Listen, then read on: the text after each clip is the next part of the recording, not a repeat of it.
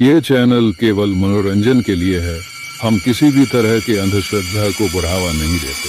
मुंबई में ऑफिस के केबिन में बैठे विजय जी यूट्यूब पर अपने हॉरर चैनल की प्रोग्रेस देख रहे थे।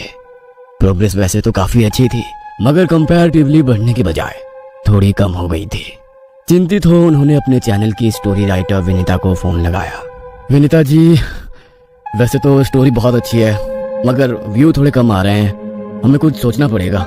आपकी बात तो सही है, मैं अपनी तरफ से और इम्प्रूव करने की कोशिश करती हूँ।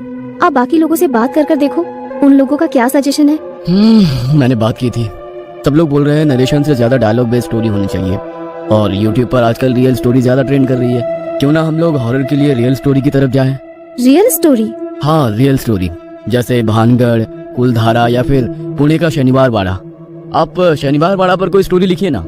शनिवार वाड़ा के बारे में कुछ सुना तो है, मगर ज्यादा कुछ नहीं पता है। आप गूगल पर उसकी स्टोरी सर्च कर लीजिए, या फिर बेहतर यही रहेगा कि आप खुद शनिवार वाड़ा जाकर देखिए, लोगों से मिलिए, फिर स्टोरी लिखना। स्टोरी काल्पनिक नहीं, मुझे रियल चाहिए। ठीक है, मैं शनिवार वाड़ा के बारे में कुछ प्लान करती हूँ। इस शनिवार को पूर्णिमा है, कहा जाता है कि पूर्णिमा के दिन वहाँ पर जाने की मनाही होती है। क्यों ना इस वीकेंड आप वहाँ चले जाओ। विजय जी से बात करने के बाद विनीता अपनी स्टोरी की तैयारी करने के लिए लग जाती है। सबसे पहले वो गूगल पर शनिवार वाड़ा के बारे में जानकारी निकालने लगती है। शनिवार वाड़ा का निर्माण पेशवा बाजीराव प्रथम ने करवाया था। वह मराठा साम्राज्य छत्रपति शाहू महाराज के अधीन एक सेनापति थे। गूगल से और भी सारी जानकारी लेकर विनीता अपने कलीग श्रद्धा के साथ मुंबई से पुणे के लिए निकल गई। विनीता, मैंने सुना है शनिवार वाड़ा बनने के 85 सालों तक पेशवा का अधिकार रहा था, मगर उसके बाद फिर अंग्रेजों ने अधिकार जमा लिया। हाँ, सही सुना है। क्या वहाँ पर सच में कोई आत्मा रहती है? हाँ, अगर गूगल की मानो तो वहाँ पर 18 वर्षीय नारायण राव की आत्मा है, जो हर पूनम को मदद के लिए आवाज लगाती है। कई लोगों ने उसकी आवाज सुनने का दावा किया है। पूनम, वो तो आज ही है। इसका मतलब यदि लोगों की कही हुई बात सच होगी, तो सच में हमारा सामना नारायण राव की आत्मा से होगा। आत्मा से सामना होगा या नहीं वो तो नहीं पता, मगर इतना जरूर पता है कि वो महल अपने अंदर कई सारे रहस्यों को छुपाए हुए है। कई लोगों ने नारायण राव के आखिरी शब्दों को सुना है। आखिरी शब्द? सिंहासन की लड़ाई में किसी ने धोखे से नारायण राव को मार दिया था। नारायण राव खुद को बचाने के लिए अपने काका को बुला रहे थे। उनके आखिरी शब्द थे, काका म्हाला बचाव। कहा जाता है आज भी कई लोगों ने पूर्णिमा की रात को नारायण राव की आवाज को सुना है। मतलब नारायण राव की आत्मा खुद को मिले धोखे के कारण भटक रही है। हाँ, शायद। इस महल के बारे में एक और कहानी है। 1828 में इस महल में भयंकर आग लगी थी, जो 7 दिनों तक जलती रही थी। उस आग के कारण महल का बहुत सा हिस्सा प्रभावित हो गया था, मगर आज तक उस आग के लगने के बारे में कुछ पता नहीं चला। शनिवार वाड़ा के बारे में जितना सुना था, ये तो उससे भी ज्यादा रहस्यमय लग रहा है। वो तो वहीं जाकर पता लगेगा। दोनों बातें करते करते शनिवार वाड़ा तक पहुंच चुकी थी। उस महल की खूबसूरती आज भी बरकरार है। यह देख दोनों हैरान थी। इस महल को बनाने वाले कारीगरों का जवाब नहीं, आज भी कितना खूबसूरत लग रहा है। श्रद्धा, अपना कैमरा रेडी रखो, कुछ लोगों के इंटरव्यू लेंगे और पूरे महल की रिकॉर्डिंग करेंगे, ताकि ब्लॉग बनाने में कोई भी दिक्कत ना हो। और हाँ, एक बात का विशेष ध्यान रखना, हम लोगों को रात होने के पहले यहाँ से निकलना है। दोनों बातें करती हुई शनिवार वाड़ा महल के भीतर दाखिल हो गई। श्रद्धा महल को रिकॉर्ड कर रही थी और विनीता लोगों से बातें करते हुए जरूरी बातें अपनी डायरी में नोट करती जा रही थी। श्रद्धा रिकॉर्डिंग करते हुए महल के पुराने हिस्से में आ गई थी, जो जलने के बाद थोड़ा सा नष्ट हो गया था। वहां पर श्रद्धा को कोई परछाई नजर आ रही थी। श्रद्धा सम्मोहित हो रिकॉर्डिंग करते हुए उस परछाई के पीछे पीछे जाने लगी। वहां पर उस समय कोई भी नहीं था। श्रद्धा को अपना होश नहीं था। तभी उसे अपने कंधे पर किसी के हाथ के होने का एहसास हुआ, जो बहुत गर्म था। वह तेजी से चीखती हुई पलटी तो सामने विनीता खड़ी थी। क्या हुआ? यहाँ अकेले क्या कर रही हो? वो वहाँ पर देखो। वहाँ पर क्या? वहाँ पर अभी कोई था। श्रद्धा, वो कोई टूरिस्ट होगा, मगर तुम यहाँ अकेले मत घूमो। यहाँ के बारे में हमें जितनी जानकारी इकट्ठा हो सकती है इकट्ठा कर करके यहाँ से जल्दी निकल जाएंगे। वैसे भी बहुत बड़ा महल है, घूमते हुए टाइम लग जाएगा, इसीलिए नो नेगेटिव थॉट्स, ओके? और हाँ, मुझसे ज्यादा दूर मत जाना, मेरे आसपास ही रहना। हम दोनों साथ में रहेंगे तो ठीक रहेंगे, ओके? बोलते हुए श्रद्धा कुछ फोटोज लेने लगी। अचानक उसे कैमरे में से एक दीवार पर खून के धब्बे ताजे नजर आ रहे थे। खून बह रहा था। कैमरा हटाकर जैसे उसने दीवार की तरफ देखने लगी तो वहां पर कोई धब्बा नहीं था। श्रद्धा को लगा कि ये उसके मन का वहम होगा, मगर फिर भी वो तुरंत विनीता के पास जाकर खड़ी हो गई।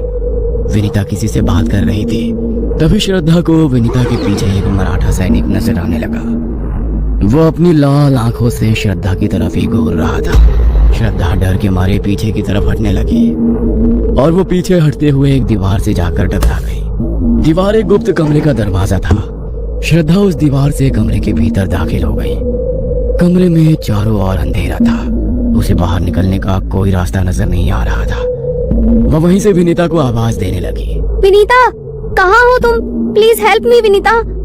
इस तरफ कुछ देर बाद विनीता को श्रद्धा का ध्यान आया तो वो वहां पर नहीं थी। विनीता उसका फोन ट्राई करने लगी मगर फोन नॉट रीचेबल था। अब ये श्रद्धा कहाँ चली गई? कहाँ ढूंढूं उसे? फोन भी नहीं लग रहा है। शाम का वक्त भी हो गया है, हमें यहाँ से निकलना भी है। श्रद्धा, कहाँ हो तुम? प्लीज मजाक मत करो।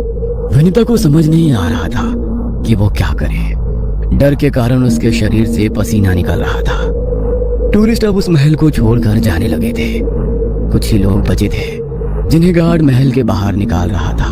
मैडम जी, बाहर चलिए, अब इसे बंद करने का समय हो गया, इसलिए सभी को महल से बाहर निकलना है।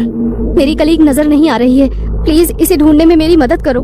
देखिए, वो भी दूसरे लोगों के साथ बाहर निकल गई होंगी, आपको बाहर मिल जाएंगी, प्लीज अभी महल खाली करो। बोलते हुए गार्ड दूसरे लोगों को निकालने के लिए चला गया। श्रद्धा मुझे बिना बताए कहीं नहीं जा सकती। वो इसी महल में है, मगर कहाँ? मुझे उसे ढूंढना होगा। एक तरफ विनीता श्रद्धा को ढूंढ रही थी, दूसरी तरफ श्रद्धा कमरे से बाहर निकलने का रास्ता ढूंढ रही थी, मगर अंधेरे में उसे कुछ भी समझ में नहीं आ रहा था।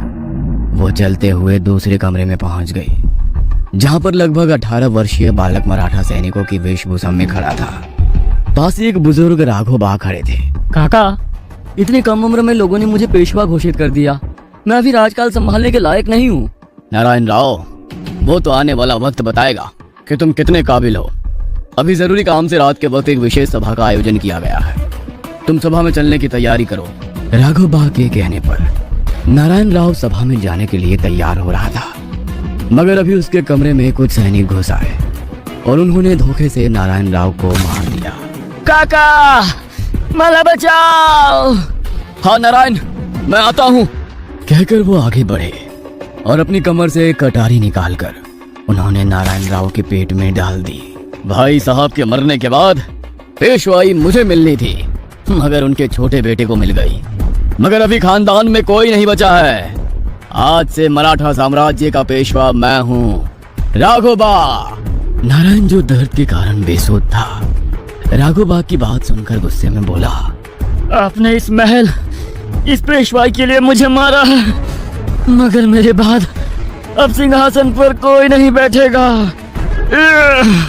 कहते हुए नारायण राव की मौत हो गई। आज पूर्णिमा की रात पूरा इतिहास खुद को दोहरा रहा था। उस इतिहास की साक्षी बनी श्रद्धा की हालत खराब थी। तभी उसे अपने कंधे पर किसी के हाथ का एहसास हुआ। उसे लगा विनीता होगी। विनीता, देखा तुमने जो कुछ भी अभी यहाँ पर हुआ?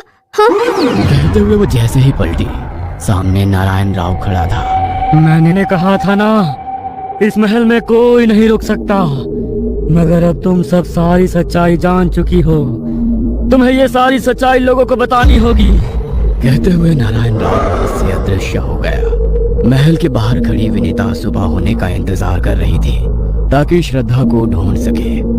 सुबह सिक्योरिटी के बाहर बार मना करने के बावजूद विनीता पूरे महल में श्रद्धा को ढूंढ रही थी।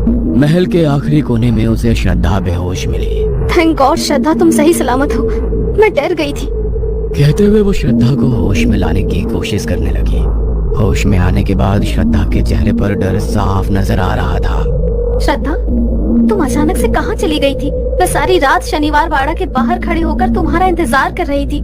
श्रद्धा ने विनीता को कल रात का अपना पूरा एक्सपीरियंस सुनाया। ये सुनकर विनीता की आंखें फटी की फटी रह गई। श्रद्धा के अनुभव पर विनीता ने पूरी कहानी लिखी और विजय जी ने उस पर एनिमेटेड स्टोरी बनाई, तो उस स्टोरी ने YouTube पर धमाल कर दिया। Story super